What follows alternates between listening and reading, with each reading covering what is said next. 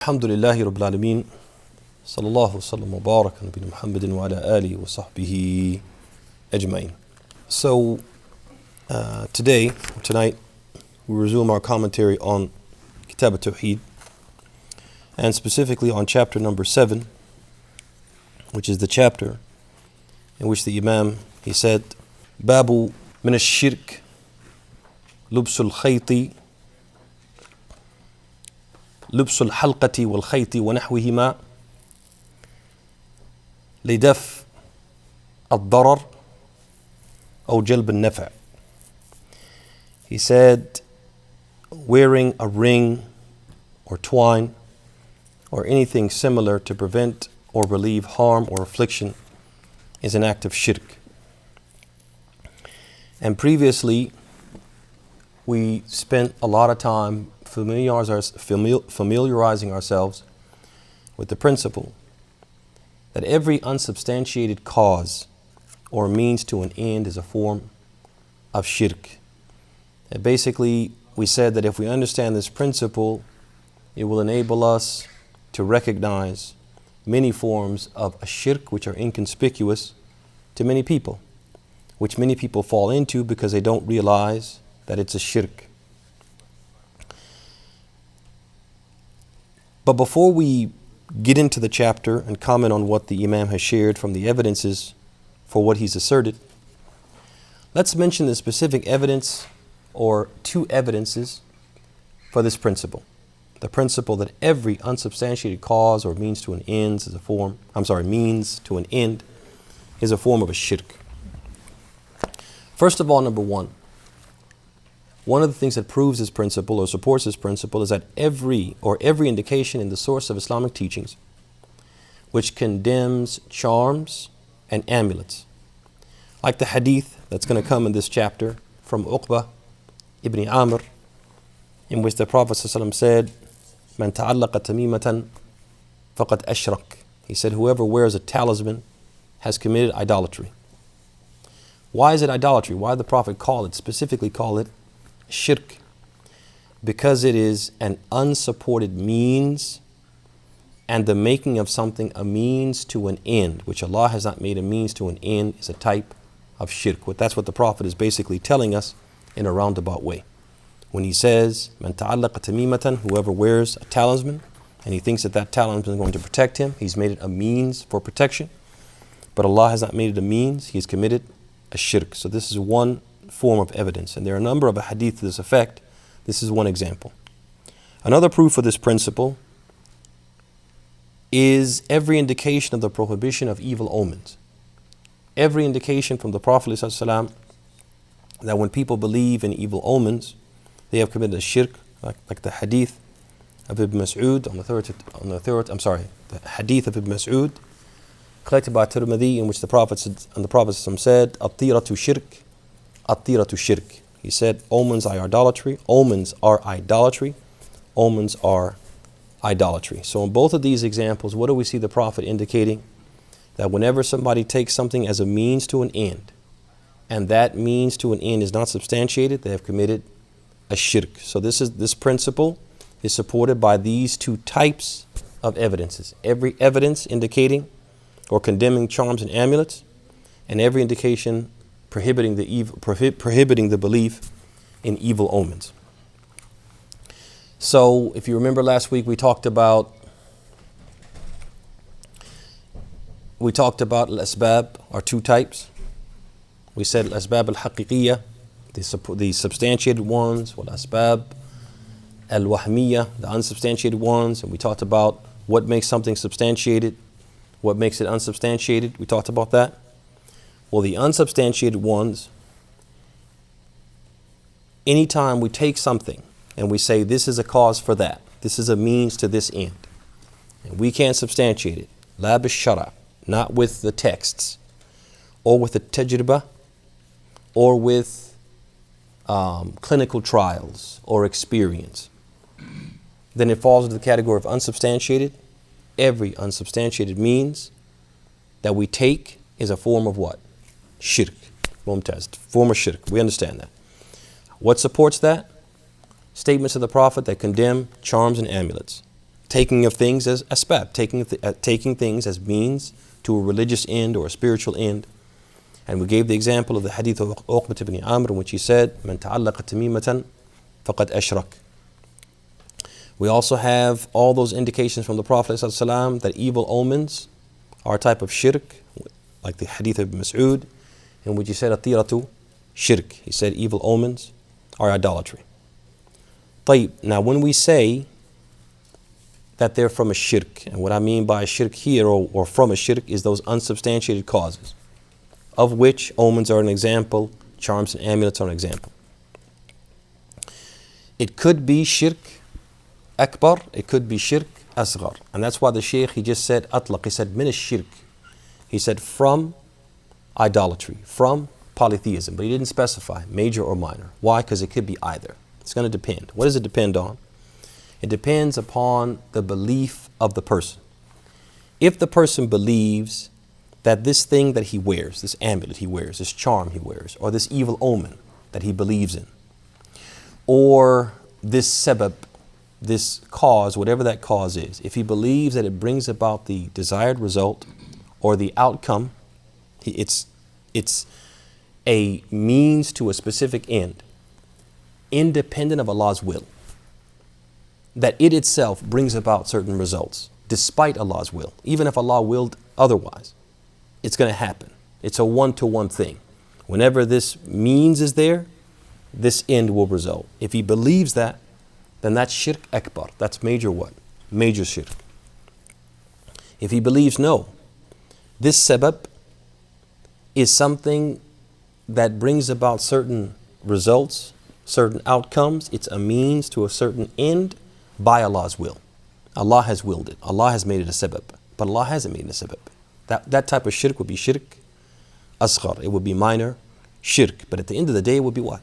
Shirk, which is not a light matter, as we're gonna see. Let's look at some of the texts. The first one is the statement of Allah subhanahu wa ta'ala. Wa alaykum salam wa rahmatullahi wa barakatuh. It's the statement of Allah subhanahu wa ta'ala from Surah Al-Zumar, in which the Prophet in which Allah subhanahu wa ta'ala says, قُلْ أَفَرَأَيْتُمْ مَا تَدْعُونَ مِن دُونِ اللَّهِ إِنْ أَرَادَنِي اللَّهُ بِضُرٍّ هَلْ هُنَّ كَاشِفَاتُ ضُرِّهِ أَوْ أَرَادَنِي بِرَحْمَةٍ هَلْ هُنَّ مُمْسِكَاتُ رَحْمَتِهِ قُلْ حَسْبِيَ اللَّهُ عَلَيْهِ يَتَوَكَّلُ الْمُتَوَكِّلُونَ. So in that verse, Allah subhanahu wa ta'ala says, say, tell them then, the things that you invoke besides Allah, if Allah intended some harm for me, could they remove His harm? Or if He, Allah, intended some mercy for me, could they withhold His mercy? Say, sufficient for me is Allah, in Him those who trust, i.e. the believers, must put their trust. So the Imam, he brings this ayah because in it, Allah subhanahu wa ta'ala, He mentions invoking other than Allah. He mentions a dua, but He mentions dua غير Allah. He says, قُلْ أَفَرَأَيْتُمْ مَا تَدْعُونَ مِن دُونِ اللَّهِ. Say, tell me then the things you invoke besides Allah. So for the people who engage in invoking other than Allah, whether they be pagans, just outright pagans, or Muslim idolaters, they believe that this calling upon other deities is what? A sabab haqiqi. They believe it's what? It's a legitimate means, a substantiated means. But Allah subhanahu wa ta'ala, they believe it's a means to either prevent some harm or bring about some benefit. But Allah subhanahu wa ta'ala in this verse, is He legitimizing it or delegitimizing it? Delegitimizing it, right? He's saying, say to them, O Muhammad, if Allah intended some harm for me, could they remove His harm? Meaning what? No, they couldn't. And if He intended some mercy for me, could they withhold His mercy? No, they couldn't. He's saying it's a sabab wahmi. It's an unsubstantiated, ineffective means. You can call on them all day long. They're unable to what? To answer your prayer. They're unable to prevent you from harm or bring about benefit. So basically, Allah is blaming people for employing unsubstantiated means to achieve their religious ends. and requiring them to suffice themselves with the means that he has legislated, meaning calling upon him. So that's basically the message in the verse. And in a roundabout way, it supports the premise of the Imam, that you have two types of means, substantiated and unsubstantiated. If it's unsubstantiated, well, we can't use it, we can't employ it, right? Allah is telling us so. But what it doesn't say there is that it's a shirk. That comes what? In the hadith. So we have the hadith of Imran ibn Hussein, who narrated, أن النبي صلى الله عليه وسلم رأى رجلا في يده حلقة من صفر فقال ما هذه؟ قال من الواهنة فقال أنزعها فإنها لا تزيدك إلا وهنا فإنك لو مت وهي عليك ما أفلحت أبدا. So he says, the Prophet ﷺ once saw a man with a brass ring on his hand. And hand here could be anywhere on his arm. He could be wearing what? Like an armband. Made of what? Brass. Wrapped around what? His muscle. That's most likely. Most likely he wasn't wearing it on his wrist. It wasn't like a bracelet. But rather he was wearing it wrapped around what? His arm, his bicep and his tricep, right? This area.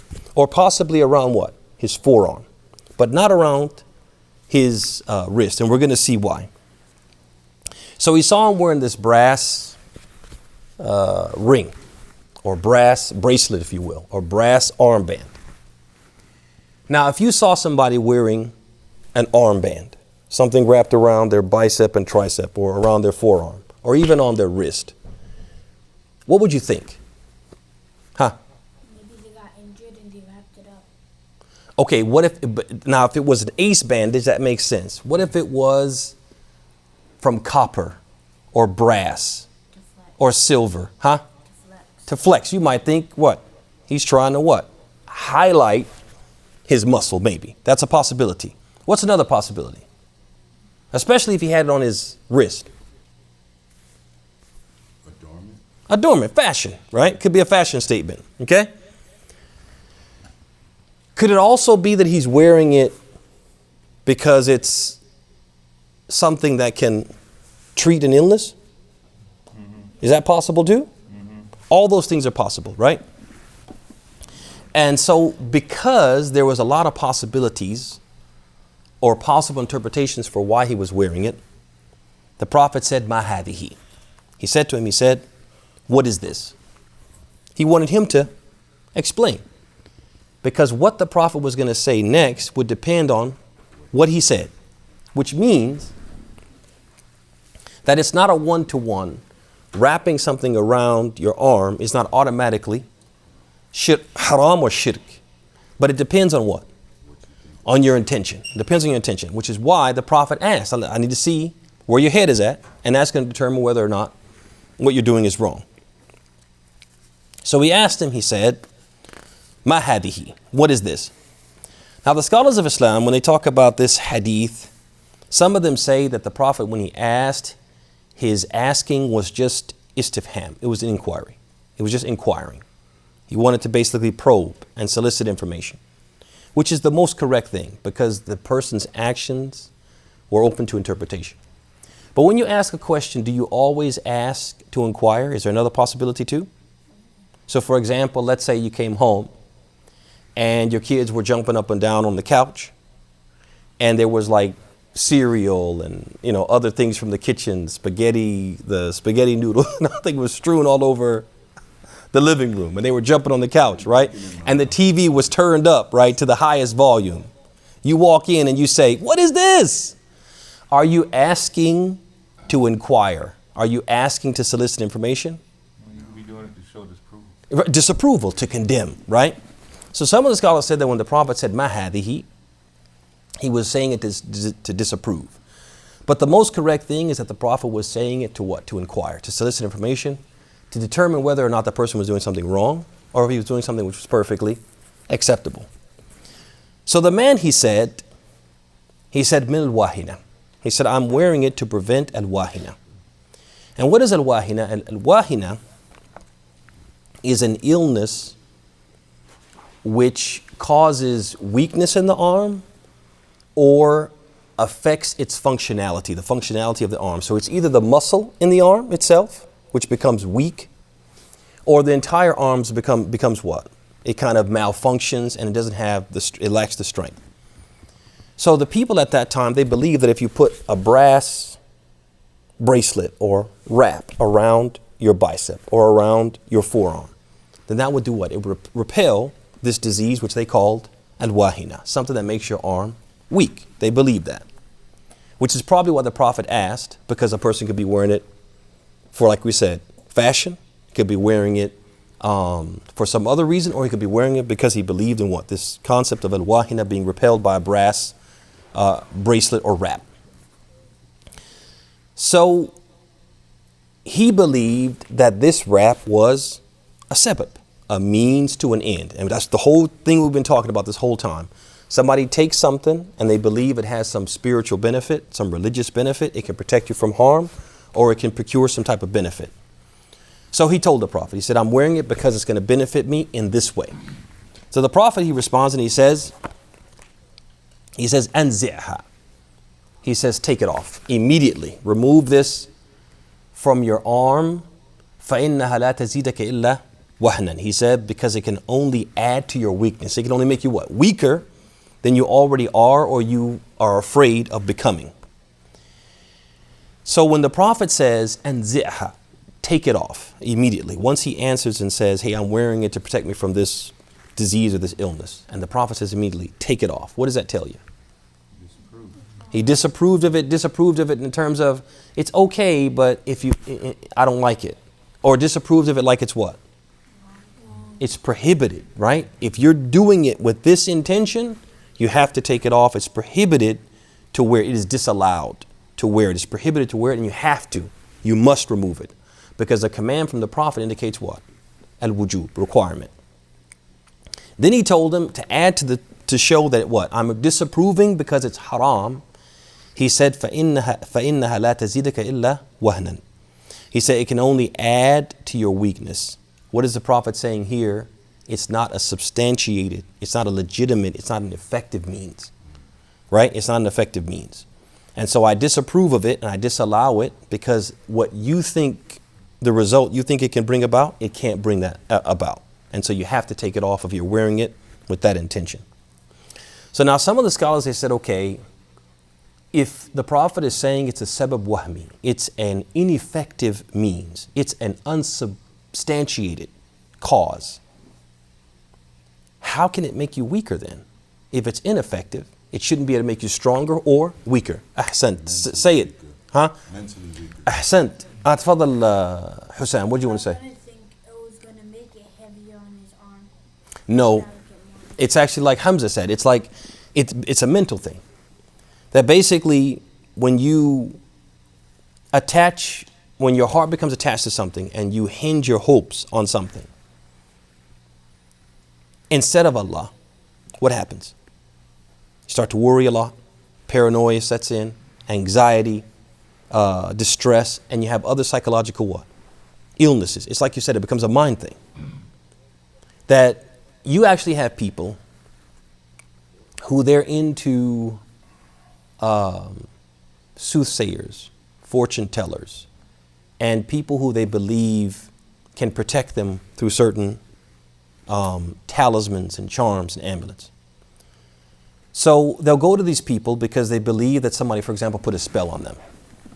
And they'll say, I think somebody put a spell on me. So then that person will give them something. And then maybe they'll feel better, or maybe they'll think they feel better. But then something else will happen. And they'll believe that, oh, I'm in danger. I need protection. So they'll go and they'll seek protection for that. And you find now that every time something happens, they assume it's what? It's the evil eye, or it's a jinn. I've been possessed. Someone is after me. Someone is. So the more they get one thing and they think that that's going to protect them from this, the more they start to assume that something else is happening and they need to be protected from that. Once you connect your heart and your mind to something other than Allah, that becomes what? A never-ending cycle and loop. The more you go to them and get something from them to help you, the more you'll need them to help you with something else. And something else, a lot of it being a figment of your imagination. You have imagined that you're being somehow possessed or being sought after or being attacked spiritually or cursed by these demons, etc. So this is what the Prophet meant when he said, "La taziduka illa wahnan." Then he went on to say, just to hammer the point home, he said, "Law mutta wa hiya alayka ma aflahta abadan." He said, should death overtake you while you are wearing it, you would never succeed. Now, what does the Prophet mean here? First of all, when the Prophet says ma aflahta, that's a very serious statement to make. Okay? And if a person isn't going to succeed, they have to do something really major. It's almost like the Prophet is pointing to, without saying it explicitly, he's pointing to the fact that what you've done is an act of shirk. Either you're not going to succeed absolutely because what you've done is major shirk, and major shirk will nullify all deeds, as Allah subhanahu wa ta'ala says, لَقَدْ أُوحِيَ إِلَيْكَ وَإِلَى الَّذِينَ مِنْ قَبْلِكَ لَإِنْ أَشْرَكْتَ لَيَحْبَطَنَّ عَمَلُكَ وَلَتَكُونَنَّ مِنَ الْخَاسِرِينَ. He says, and it has already been revealed to you, O Muhammad, as it was revealed to those who came before you. If you commit a shirk, all of your deeds will be nullified, and hereafter you'll be from the losers. And Allah is saying this to the Prophet Muhammad. So if it's true for him, it's even more true for other than him, right? So when the Prophet says ma aflaht abadan, it either means you committed major shirk, and so what? All of your deeds have been nullified. Or you committed minor shirk, and the specific deed that you're doing that's connected to this minor shirk is what? Is null and void. That deed itself, but not all of your deeds. Because the Prophet said in the other hadith, he said that Allah subhanahu wa ta'ala says, أَنَا أَغْنَى شُرَكَائِي عَنِ الشِّرْكِ فَمَنْ عَمِلَ عَمَلًا أَشْرَكَ فِيهِ مَعِي غَيْرِي تَرَكْتُهُ وَشِرْكَهُ. He said that I'm the least in need of any partner or associate. So whoever does a deed and associates with me any partners, I will abandon him and his association. Meaning that specific deed that he does the association, I won't accept it. So when the Prophet says ma aflahta abadan, it could mean one of those two meanings, but both the meanings point to what? A shirk, either major or minor. Even more explicit than this is the hadith that the Imam brings after that. And that's the hadith of Uqbat ibn Amr, in which the Prophet said, "Man ta'allaqa tamimatan fala atam Allahu lah, wa man ta'allaqa wada'atan fala wada' Allahu lah." Whoever wears a talisman or an amulet would never see his wish fulfilled by Allah. And whoever hangs a seashell would never get peace and rest. And even more explicit is the other version of the same hadith, in which the Prophet said, "Man ta'allaqa tamimatan faqad ashrak." Whoever wears a talisman has committed a shirk. How can you get more explicit than that? He said, whoever wears a talisman has committed a shirk. Why? Because you're either wearing it because you believe that it can protect you despite Allah, or independent of Allah's will, which is major shirk. If you wear it and you believe it's going to protect me by Allah's will, and Allah didn't legislate it, and the Prophet didn't legislate it, it becomes what? Minor shirk. But either way, it's a shirk, as the Prophet explicitly said in the hadith of Uqbat ibn Amr. Let me see. Last but not least, the Imam, he brings the hadith or the athar of Ibn Abi Hatim, who reported that Abu Hudhayfa, one of the Prophet's companions, أنه رأى رجلا في يده خيط. So Hudhayfa, he saw a man who was wearing a piece of string around his arm, right? And he was wearing it min al-humma. He was wearing it to protect him from fever, right? Some type of illness where a person runs a fever. So when Hudhayfa saw this, he did what? He cut it, or he tore it off of his arm. And what does that tell you right there? That's wrong. It's wrong, but it must be a pretty serious wrong thing, right? Let's say that you saw a person who was wearing a gold ring, a man wearing a gold ring. Is that wrong? Yes. But would you go up to him and rip it off his finger and throw it as far as you could? Huh? No, You wouldn't do that. pay for it. Second of all, Right, it's their property, right? It's their property, it's their body, right? And so you'd say personal space, I can advise him, and it's up to him to voluntarily remove it. Most of us would say that, right? But look at Hudayfa. He goes so far as to what?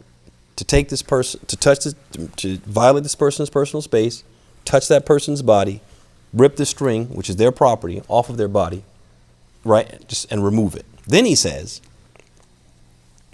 فَقَطَعَهُ وَتَلَى قَوْلَهُ تَعَالَى. So he ripped it off, or he cut it off, and then he recited the verse. He said, وَمَا يُؤْمِنُ أَكْثَرُهُم بِاللَّهِ إِلَّا وَهُمْ مُشْرِكُونَ. And he said, most of them do not believe in Allah except that they commit a shirk. Like shirk is very common even amongst what? Those who believe. And so here, Hudayfa is basically justifying what he did by saying that what you're doing is a shirk. It's not just any small sin. It's something that should be taken very seriously. So seriously, I'm going to violate your personal space. I'm going to rip off your property and remove it. And I'm going to what? Condemn you or criticize you by telling you in a roundabout way by quoting the ayah that what you did was commit a shirk. طيب. So then the Imam, he says, fihi masail. He mentions some of the important, so basically before we get to that, he says basically, what is the message from everything we heard? Basically what the Imam is saying is that whoever considers an unsubstantiated cause or means to be effective has committed an act of idolatry. Basically one of the common ways that people commit idolatry is that they'll take something as a means to an end, which Allah has not made a means to an end. And they'll either believe in it separately, independently of Allah. This thing can bring about this result regardless of what Allah wills. And that would be major shirk. Or they believe that by Allah's will, this thing can bring about this result, but they have no justification for that, no proof for that, no evidence to support it. And that would make it minor shirk. So then the Imam, he says, fihi masail, important issues of the chapter. And he mentions some very good points. So the first one he mentions, he says, at-Tawheed fi lubs al-halqati wal-khayti wa nahwihima limithli dhalik. He says the strict forbiddance of wearing rings, twines, and the like with this intention. And this is an important disclaimer that he makes. If I wear a bracelet, you know how right now it's very fashionable for men to wear those bead bracelets, right? So if I wear a bead bracelet and you meet me and you say, Abdullah, why are you wearing that bead bracelet? I'm saying, it's the style. Would that be shirk? No. If a person said, I'm wearing it min al-wahina, I'm wearing it because it'll protect me from weakness in my arm, would that be shirk? Yes, because now I'm making this a means to what? To an end that I have no justification for it. I don't have a justification from the religion, and I have a justification from what? From clinical trials and experimentation and people basically through experience and tradition have basically come to learn and observe and see that this can bring about this result. I have neither of those. In our religion, when you do that, you've committed what? A shirk. So he says the strict forbiddance of wearing rings and twines and the like with this intention. So basically, he's saying that when something like this happens, it's supposed to be strictly and sternly, or it has been historically strictly and sternly forbidden. And he gave examples in the hadith. One is the Prophet told the man, he said, "Anzi'ha," take it off, right? That's pretty stern, isn't it? Right? And he also said, "Ma aflahta abada." He told him, you're not going to be successful if you keep this on your arm, right? That's pretty strong. Those are pretty strong words. Also, in the hadith of Uqba, he made dua against the person who did it. He said, "Man ta'allaqa tamimatan fala atam Allahu lah." That whoever wears an amulet, may Allah not fulfill his wish. Now, when the Prophet makes dua, is that serious? Because his dua is generally accepted. He's making dua against the person who wears a tamima. That's pretty serious. That's pretty stern. Also Hudayfa. Can you get any sterner than that? Can you get sterner than Hudayfa? He goes up to the guy, violates his personal space, rips it off, and then tells him, you're a mushrik. Right? Basically. So the point, or one of the benefits from that statement of the Imam, is that strictness and sternness has its place in the religion. Strictness and sternness has its place in the religion. And it's unfortunate that two things happen. One of the things that happens quite commonly nowadays, wa alaikum salam wa rahmatullahi wa barakatuh. One of the things that happens, unfortunately, nowadays is that some people, they make sternness the original rule. They make that the fundamental case. They make that the norm. So they're always stern. Whenever they deal with any type of religious issue, they start on 10. Right? They come in on 10. They're stern, they're harsh, they're scolding, their facial expression, their words are harsh, their words are cruel, their words are cutting, and they make it very difficult for people to accept the truth because of how forceful and how cruel and how calloused they deliver the message. So you have that, and they make that the asl. The other extreme is the people who say what? That there is no such thing as sternness in the religion. There's no point in which you should say what? You should say harsh words. You should call a spade a spade. You should say this is shirk. You should say this is kufr. You should say this is haram. Some people say you shouldn't say those things. You shouldn't call the non-Muslims kuffar. You shouldn't say that. Everything should be sugar-coated. Everything should be made palatable, and we should tiptoe around the truth. And neither one of those is true. But rather, as we see from the Prophet ﷺ, is that he said that the asl, the norm, is ar-rifq, to be gentle.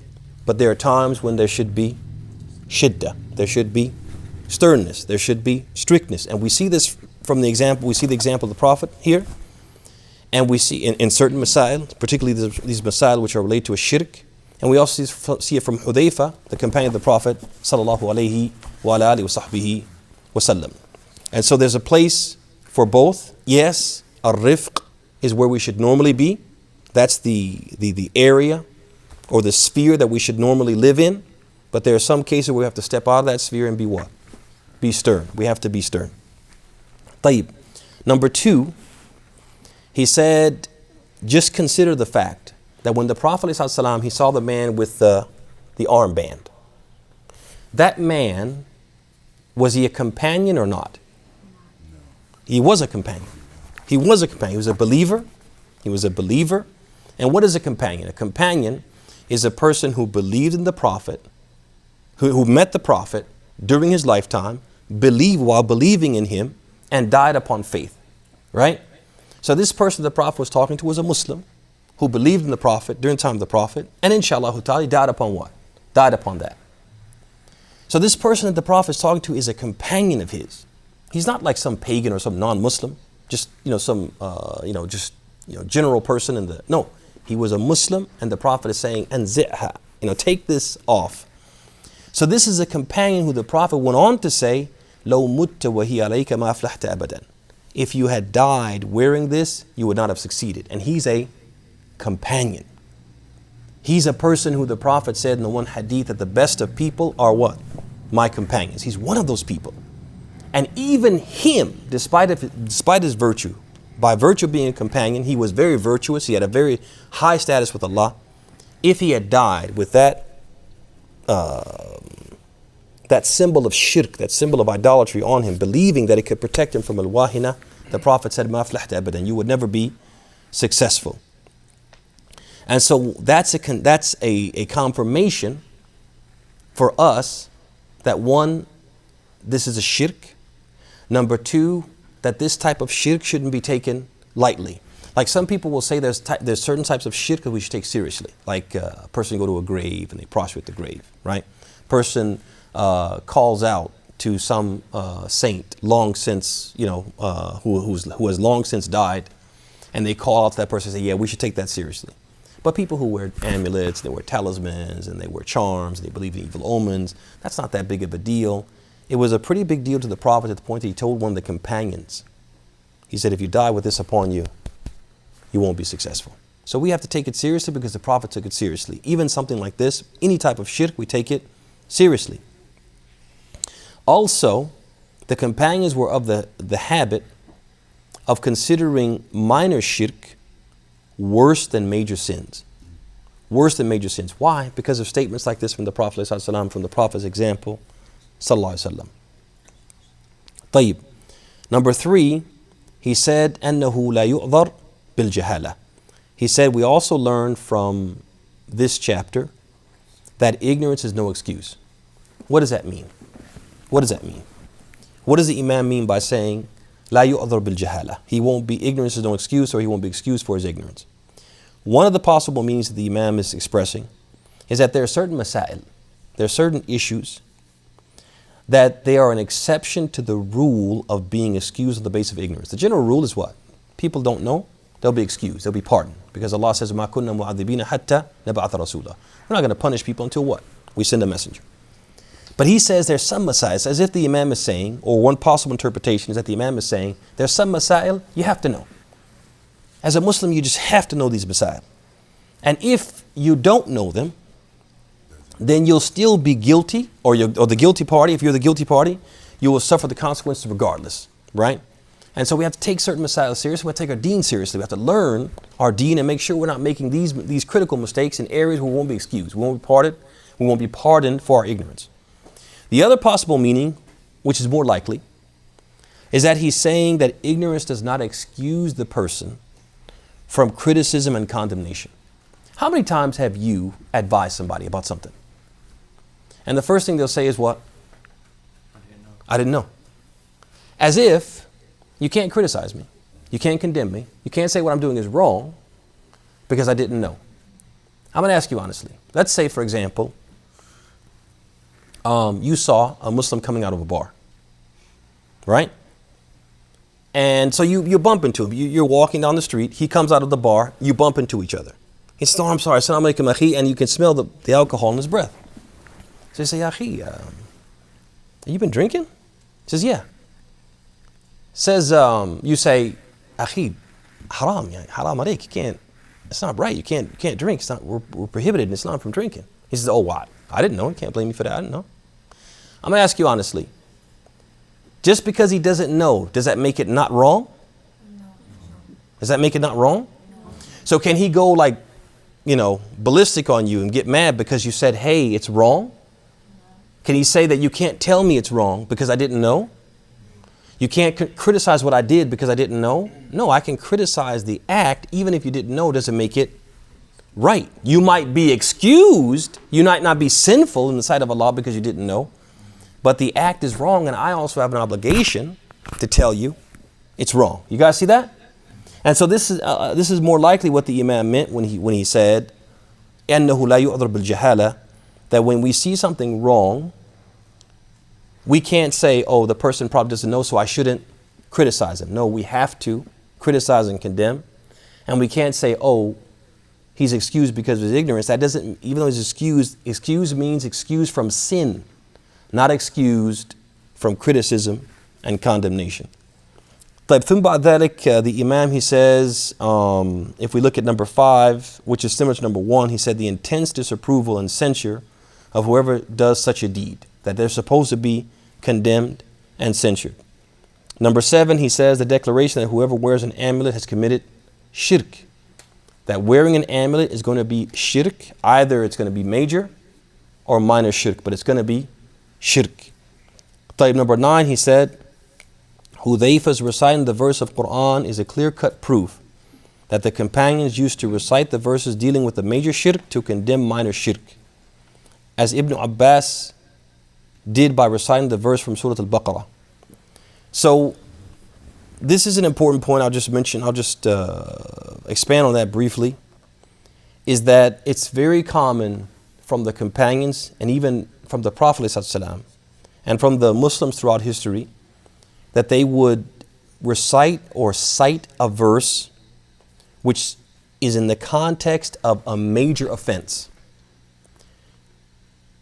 But they're using it to condemn a minor offense, which is in the same wheelhouse. It's in the same wheelhouse. So there are parallels between the deeds, even though the deed mentioned in the Quran is a major offense, and the deed that they're referencing or they're disapproving of using the ayah or quoting the ayah to disapprove of is a minor offense. Let me give you an example. There's a hadith by Bukhari on the authority of Ali radiallahu anhu, in which he said that one night the Prophet ﷺ, he came to his house and the house of his daughter Fatima. And he knocked on the door and he said, أَلَا تَقُومَا فَتُصَلِّيَا. He said, why don't you get up and pray? So he was encouraging them to pray, to offer the night prayer. So Ali, he said, Ya Rasulullah, inna anfusana biyadillah. In sha amsakaha wa in sha arsalaha. He said, O Messenger of Allah, our souls are in the hands of Allah. If He wants, He'll what? He'll wake us up. And if He wants, He'll let us sleep in. Right? It's up to Allah. So the Prophet ﷺ, he didn't like this response. But rather than argue, he turned away and he started slapping his thigh as he walked away. And he recited the verse in which Allah subhanahu wa ta'ala says, وَكَانَ الْإِنسَانُ أَكْثَرَ شَيْءٍ جَدَلًا. He said, and indeed, man is ever prone to argue. He's ever given to what? To quarreling. Now this verse was revealed regarding the non-believers who would argue in spite of all the signs that they saw from the Quran, from the Prophet ﷺ, and in the Quran specifically. All of the proofs, it's impeccable literary expression. Nobody could compete with it. Nobody could bring a chapter. Nobody could bring a verse, 10 verses, a chapter, nothing like it. Nobody could even come close to the Quran. Also, the things it spoke about that no one had knowledge of. Also, the future events that it foretold and they came to pass, all that. So they're presented with all these proofs and they still would do what? They would reject the truth and argue with the Prophet about whether or not what he had brought is true. So Allah is talking in the context of what? Major disbelief. But the Prophet cited this verse, which is about major disbelief, for what? For a minor offense. Arguing about whether or not they should get up for the night prayer, which is it's optional. Highly recommended, but optional. So this is very common in the history and the tradition.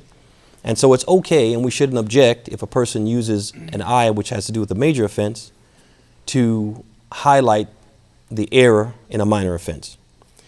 Last but not least, the Imam, he says, number 10, seeking relief against the evil eye by using an amulet is a type of shirk. It is a type of shirk.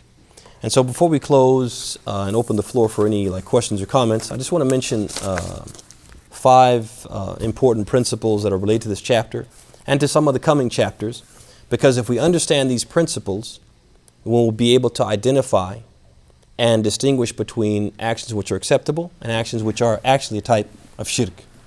So the first thing is that لا sababun tamun illa mashiyat Allah.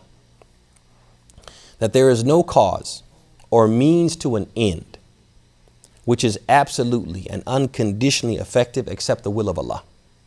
There's nothing that you can say is a means to an end, and it will always invariably bring about that end except Allah's will. People take a gun. Is a gun a means to end someone's life? Absolutely. But people have been shot, sometimes shot several times. I forget when I was in Charlottesville, there was an elderly gentleman from Afghanistan. He had 5 sons, and they owned a shop where they sold halal meat and other items, like a Muslim grocery store, Islamic grocery store, or whatever. And he would just sit there, the elderly man. He would come to the shop and just sit in this chair, and he wouldn't talk much. And so one day I was talking with one of his sons, and he said that my father was shot during the Afghan war, and he mentioned a number of times. And it was a lot of times, like about 30 times or something like that. He said he was shot, like in one battle or something, he was shot like 30 times. You think a person gets shot 30 times? They're a goner. And this guy survived. And he was pretty virile up until I think he had a stroke or something. And that's what put him in the situation where he would just sit and be quiet all the time. But he recovered from that and survived. Al-Muhim, there's lots of people, I won't say lots, but there are many examples where people have been shot. They've been shot in a place which is generally fatal, like in the head or in the heart or whatever, and they survive. The point is that this generally would be considered a sabab to end a person's life, a means to end a person's life, but Allah didn't want, didn't will it, and so it didn't happen. And so there's no sabab, there's no cause or means to an end, which is completely, absolutely, unconditionally effective except Allah's will. If Allah wills it, it'll happen. If Allah doesn't will it, no matter what the sabab is, no matter what the means is, it won't happen. But number two, other causes and means to desired ends are only effective when certain prerequisites to their effectiveness are present and inhibitors to their effectiveness are absent. So when you look at other things that people generally say this is a means to an end or a cause which leads to a certain effect, you'll find that it's only so if what? If all of these things fall into place, if everything kind of falls into place. So for example, a doctor prescribes a certain medicine, which generally is known to have some efficacy. And he tells you, okay, you have to take the medicine at this time of day. You have to take it on an empty stomach, right? You have to drink this much water, right? You have to get this much rest. He gives you all of these prerequisites. And if you don't fulfill these prerequisites, the efficacy, the effectiveness of the medicine goes what? It goes way down, and sometimes it becomes totally, wa alaikum salam wa rahmatullahi wa barakatuh, it becomes totally ineffective. And so even though it is a cause or a means, it's only effective if what? If all the prerequisites to its effectiveness are there and all the inhibitors to its effectiveness are absent. Number three, therefore, because of these two things, one, there's no complete and absolutely effective means except Allah's will. And all the other means which are effective are only effective if what? If certain conditions are present. Because of this, it is not appropriate or acceptable to rely entirely on a cause or means besides Allah. That we should never attach our hopes, attach our hearts, hinge our hopes entirely on any cause except Allah's will. Dismissing the will of Allah or the role of Allah's will in that. So for example, a person says, I have a headache. There's no problem if he takes aspirin or Tylenol or whatever. But he can't take this believing what? It's a one-to-one. If I take this, I'm going to feel better automatically. He has to believe that this is merely a means and it's only going to be effective if Allah wills. He has to believe that. We can't be the people who dismiss the role of Allah's will in these types of things, even if they're trivial. You think, I'm just taking aspirin. What's the big deal? Right? No, even that is a means to an end. We have to believe it's only going to be effective if Allah wills. And so we as Muslims, we have to be moderate. We can't be the people who we abandon the means. We abandon the means. So for example, I have a headache and I just sit and I say, I'm just going to wait to feel better, right? I'm going to wait. No, Allah has given me means to feel better. Whether it's an ice pack, right? Whether it's lying down and taking a nap, whether it's a hunger headache, so I eat something. I'm supposed to employ the means that are available to me and then rely upon Allah. Not just rely upon Allah, not employ the means. That's one extreme. The other extreme is is depending upon the means entirely. And we just dismiss Allah's role or the role of Allah's will in determining the outcome. Number 4, just because a means produces a desired end does not make the means permissible. That many people, in their mind, a permissible means is the one who brings about the result, whatever that may be. So if this means brings about the result, it automatically becomes permissible. That's the meaning of the statement, the ends justifies the means, right? In Islam, we don't believe in that. So for example, let's say a person is poor and they need money. One means to get the money would be to steal. So when a person steals, a thief, he steals and he gets money. And with that money, he's able to pay his rent. With that money, he's able to feed himself. With that money, he's able to clothe his children. What did that means bring about the desired end? Yes. Does that make it permissible? No. Absolutely not. And so we have to understand this as well, because what many people will do is that they will apply or employ a means, and they'll get the result they want, and then they'll use the fact that they got the result to say it's permissible, right? For example, person they have this worry, this anxiety. They don't know where it's coming from. They believe somebody put a spell on me, right? And now I'm just having this like paranoid anxiety. I'm afraid of everything, afraid of my own shadow. So they go to a fortune teller, soothsayer, one of these people, and they say, this is how I'm feeling. Can you do something for me? So that person maybe does some incantations, burns some incense, calls on some saints or whatever, and the person leaves and they feel better. And so they'll tell somebody, hey, this is what I did, this is how I was feeling, this is what I did. The person says, that's haram, you can't do that. He says, it can't be haram. Because what? I got the shifa. I got the results I was looking for. No, that's not how it works. Just because you got the result doesn't make what you did right. Another example, person, and there's actually an author like this, one of the companions, I think it was his wife, who her eye was twitching. Her eye was twitching. And so she went to one of these fortune tellers or soothsayers or whatever, and he gave her like a talisman or some sort, and her eye stopped twitching. So when she told her husband about it, he said, take that off. Take that off. There was a jinn who was what? Who was tugging on your eye, and he was tugging on your eye, and when you committed shirk, he left your eye alone to convince you that what? This act was okay. So the point is that just because you get the results you want doesn't make the sabab, the means, acceptable. Last but not least, from the qawaid, is that it's not permissible to take a religious means, a means that you consider to be something that will get you close to Allah, unless you have a proof from Allah or His Messenger. We have to have a dalil.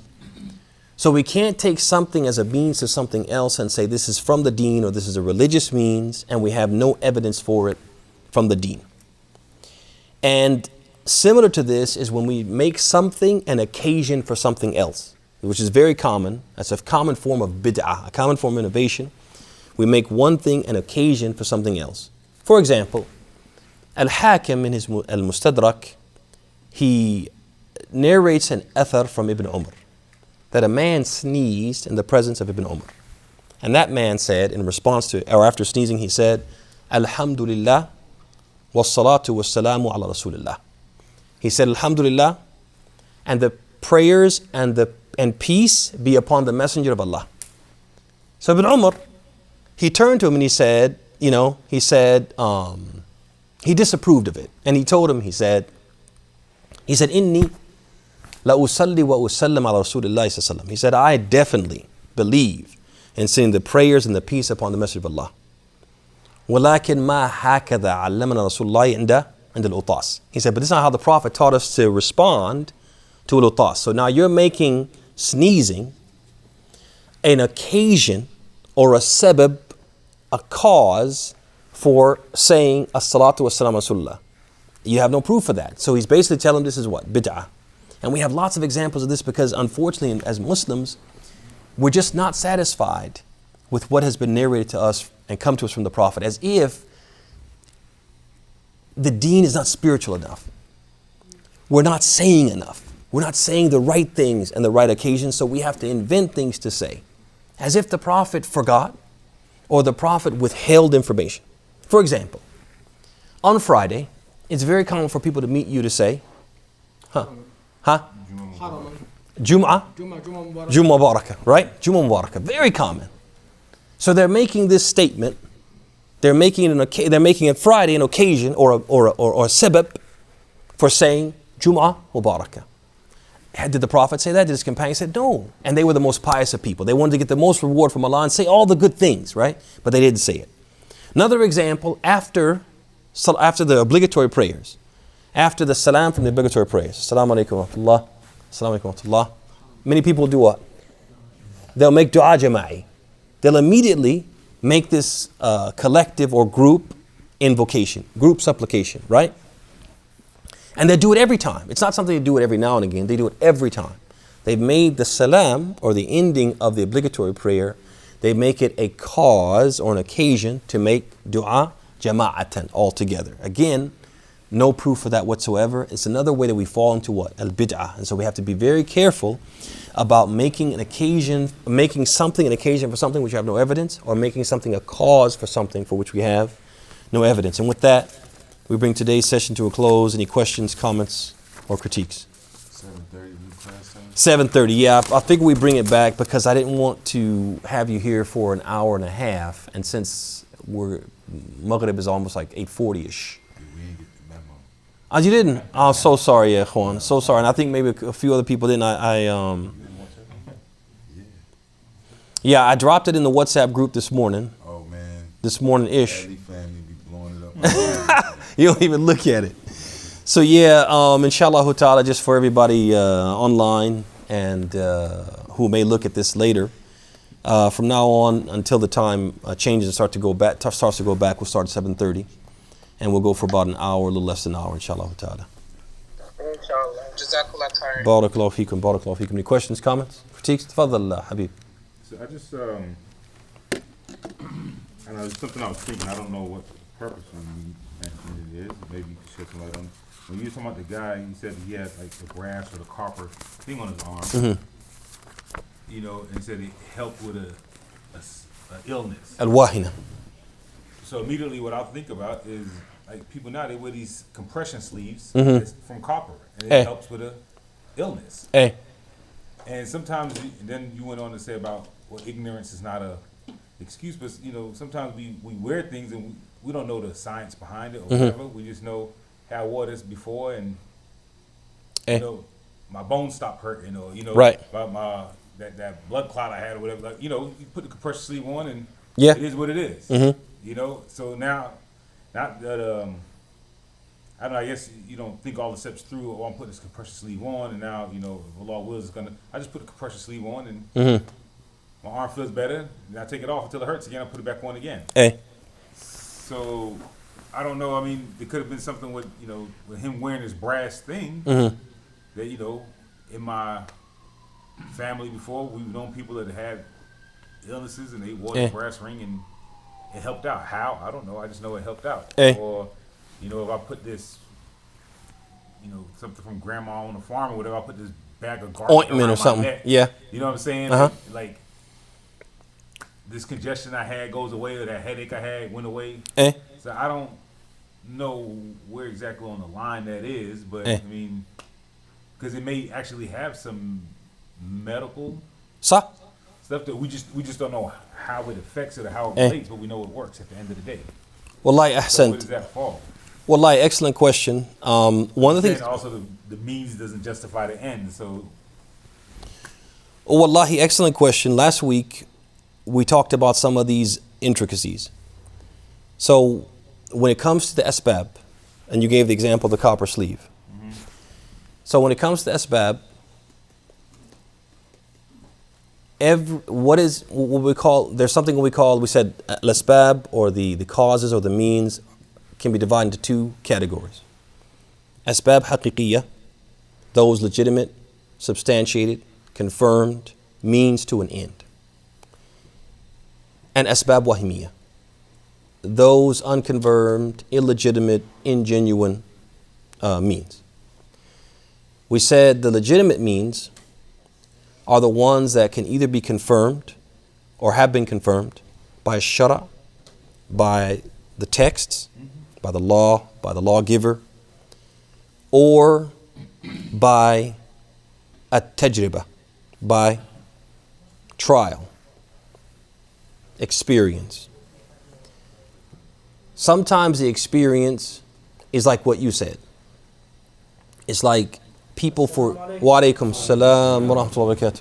People for years have been using this ointment, and it has brought about relief for pain, or etc. and so on. Or it could be that people who are experts in a particular field, like medical experts, have done trials and done research and have studied a particular cure for an illness or treatment for a disease and found it effective. So if we have any one of those or either one of those, then we would say it's what? It's acceptable. So if there's research, and I believe there is, to support the fact that copper and obviously compression can help, like you said, with blood clots. It can help with muscle, joint pain, and even sometimes pain in the bone, like arthritis. If there's research to support that from experts, then we accept it. Because like we said, we have to check one of those two boxes, either shara or a tajriba al-dhahira. But if we don't have either of those, and if or either of those is what? In question, we're uncertain about it, then it falls into that category of wahmiyah. It falls in the category of something which is unsubstantiated, illegitimate. And in our religion, we err on the side of caution, because if we don't, that puts us in that gray area where we can fall into what? A shirk. So when the Prophet saw this person wearing a brass ring, not from copper, brass, he said, Ma hadihi. He said, what is this? So the man said, Min al-wahina. He said, it's from this disease. It's going to protect me from al-wahina. We don't have the shara. In fact, the deputy of the shari', the deputy of the lawgiver, the Prophet ﷺ, is basically saying, this is not acceptable shara'an. And obviously there was no tajriba. There was no legitimate test or trials or experience, right, to support it. Okay? Now, add to that, just to be clear before you counter, is that when we talk about these asbab wahmiya, and we talk about, for example, a tajriba, like experiment and trial and customs and traditions and something that's been handed down over time, that in our religion we say that there has to be two things. One, al-ittisal bayn al-sabab wal-musabbab. There has to be some type of connection between the cause and the effect. And that ittisal, that connection, is either something that we can actually all perceive it, or it can be perceived by the experts. Okay? And that brings us to the second point. If we say that there is some type of connection between the cause and the effect, that ittisal has to be dhahir. It has to be dhuhur al-ittisal, that we have to be able to perceive it. It has to be perceptible. It can't be something that people say it's there, but it can't be explained, it can't be perceived. Because once we do that, we open the door to a sha'wada, we open the door to superstitions, we open the door to people who have connections with the jinn, etc., and so on. So to close that door, our religion says you have to check these two boxes. Either it's confirmed by the Sharia or it's confirmed by tajriba. And if we talk about a tajriba, there has to be an ittisal, some type of connection, and that connection has to be perceptible. So when you talk about this brass ring that he had, or brass band that he had, didn't have the Sharia and didn't have any tajriba. If he had tajriba, okay, then the Sharia wouldn't have disapproved of it. The Prophet wouldn't have come and said, take this off. And there's a difference between brass and copper. So copper may be effective, and trials and research have shown that. And brass is something I else. mean, it's metal. I mean, we don't know the effect of that particular one. Eh. But I guess the thing is that, so there's always something new coming out. Yeah. So does that mean that because it hasn't been tested, I mean, I don't know, you watch Shark Tank or not, they got monkey brain and, Yeah. you know, all kind of new things that. So it'll have to be tested. It had to be trialed. So I guess So it might start would out. it put you in the green if the answer, instead of him saying, you know, this is going to protect me from this, and say, oh, well, you know, by the will of Allah, this is going to protect me. But remember what we said, by the will of Allah, will make it minor shirk. If a person puts on a talisman and he says, this will protect me by the will of Allah. And I'm telling you, I'm talking about something that But- I'm trying this to see. If it's But exactly, that's the whole point. It doesn't have to be a talisman. It could be, because he said, Bab min ash-shirk, lubsul khayt wal halqati wa nahwihima. He was very careful. He said, wearing a band or twine or something of the like. talisman, charm, amulet, whatever it is, lucky socks, right? Putting a rabbit's foot in your pocket. Anything you do and you believe that it's a cause to an effect and it's not substantiated, that'll be from a shirk. What type of shirk? Major, if you believe it does it independent of Allah. Minor, if you believe it does it by the will of Allah. So if he says this is by the will of Allah, he has no support for that. He has no support for that in the Sharia, and he has no support from it even from a tajriba, from experience. So Now, like you, things that are, so that means anything new you can't even test until what?